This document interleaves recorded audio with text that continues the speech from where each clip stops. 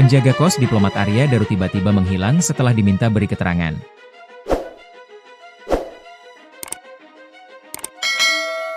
Penjaga kos diplomat Arya Daru, Siswanto tiba-tiba menghilang setelah diminta beri keterangan. Tak hanya Siswanto, penjaga toko vape di depan kos diplomat Arya Daru mendadak resign. Sampai saat ini kepergian dua orang tersebut masih menjadi misteri karena secara tiba-tiba.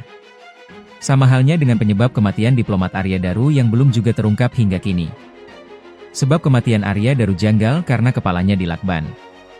Sampai saat ini kamar nomor 105 yang sempat dihuni Arya Daru masih terpasang garis polisi warna kuning yang menyilang antara pintu dan jendela.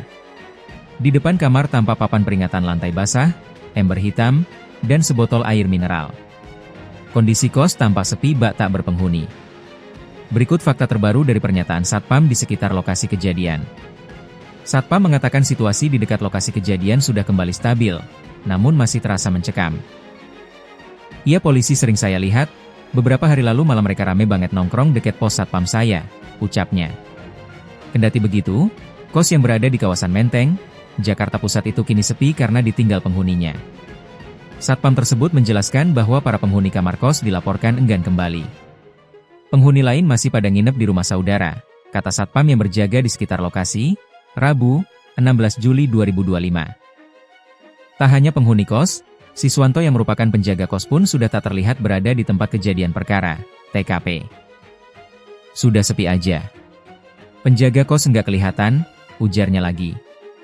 Fakta lain adalah terkait karyawan toko vape yang berada tepat di depan kos Arya Daru. Toko tetap beroperasi normal dan melayani pelanggan. Beberapa pengunjung terlihat keluar masuk seperti biasa. Namun, karyawan bernama Rifki yang sempat dimintai keterangan polisi disebut telah berhenti bekerja.